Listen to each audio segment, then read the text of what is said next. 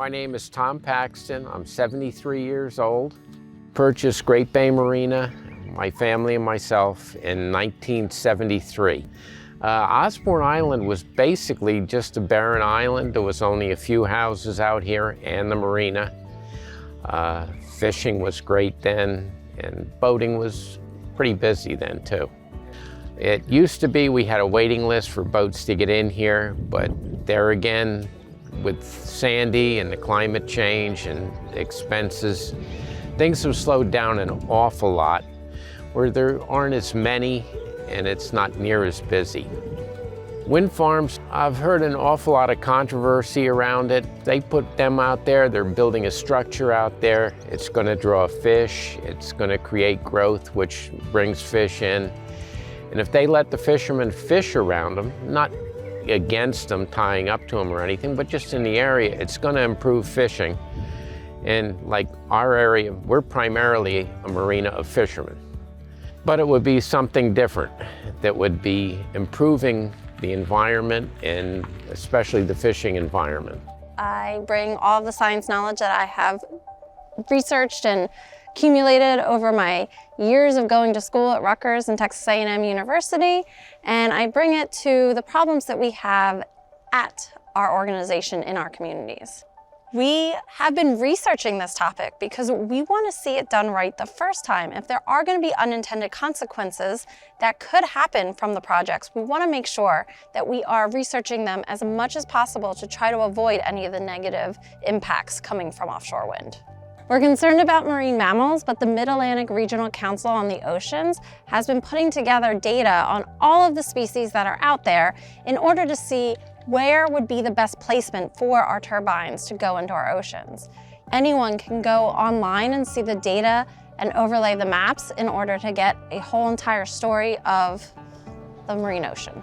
From a wildlife perspective, it could be the most wildlife-friendly clean energy solution if we get it right. So that's what we're all about. We advocate for large-scale, rapid development of this industry because climate change is the leading threat to wildlife. We need to embrace large-scale clean energy solutions, and I won't sugarcoat it, it will have impact on wildlife. And we know that, and so our goal is to avoid, minimize, and mitigate impacts in that order.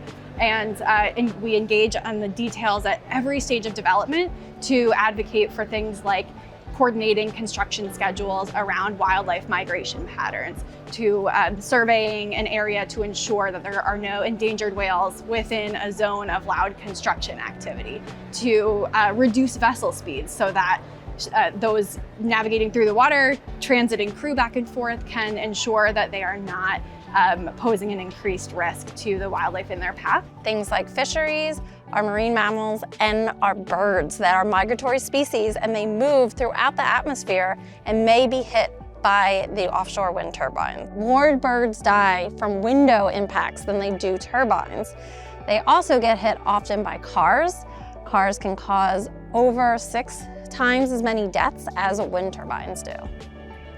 The most important phase of protecting birds is in choosing the right location, right? So when we're talking about development offshore, particularly far offshore, so we at National Wildlife Federation are always advocating for development further from shore. Since the dawn of our offshore wind advocacy, protecting right whales has been essential to our ability to support offshore wind development. It's a species that has fewer than 400 whales alive in the world today. They're on a trajectory toward extinction if we don't really respond to that. So it's something that we take extremely seriously, and there is a lot that we can do to protect North Atlantic right whales. So now it really is more about monitoring and ensuring that we know that there are no right whales in the area before any loud construction activity starts. It's hard for wildlife and conservation organizations to endorse and support large-scale infrastructure development anywhere, maybe particularly in the ocean. So that said, that's what makes this so hard. It's so important that we need to reduce the climate crisis as fast as we can. And so we need to do things that feel a little uncomfortable and get the details right along the way. Offshore wind gives us the opportunity to do a better job with the way that we're creating energy. It's a new way of bringing power that doesn't have the impacts on our planet that our current sources of power do. It's going to be an important tool that ensures that we have less flooding in our communities, that we don't lose species in the ocean due to changing currents and warmer oceans. It's our best chance to make sure that we get this right, and I think we want to make sure that we're in the process, engaged in the process, making sure that the process is done right. Because of the way that these cables deliver energy, they give off a slight magnetic field. It's similar to the amount of magnetic field that comes off of a hairdryer, say, or a drill. It's a small amount. It doesn't affect us. It does affect some fish. Some fish use magnetic fields to find their way to food or to find their way to mating grounds. So when you have a magnetic field, introduce a new magnetic field, it could have an impact. Now the good news is, from a commercial angler perspective, there are very few fish that are even affected by this small magnetic field. And even better than that is there are ways that we can make sure that these cables give off the least amount of magnetic field as possible. We can bury them in the ground, we can put things on top of them.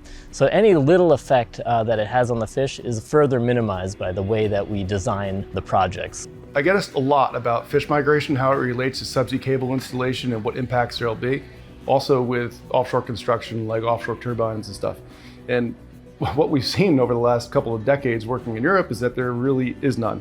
Personally, I can attest to this, having spent hundreds and hundreds of hours witnessing the seabed where these cables are laying and seeing fish pass harmlessly over the tops of it, making homes in and around it, using it for structure. Nothing more. Subsea power cables have been around for a long time. Almost as long as there's been electricity, we've had subsea power cables going across major important waterways, like the New York Bight, for instance, the Hudson River. There's dozens of cables that cross that. Chesapeake Bay, Delaware Bay, just to name a few locally. But this is nothing new. They're building a structure, and sea growth will grow on that.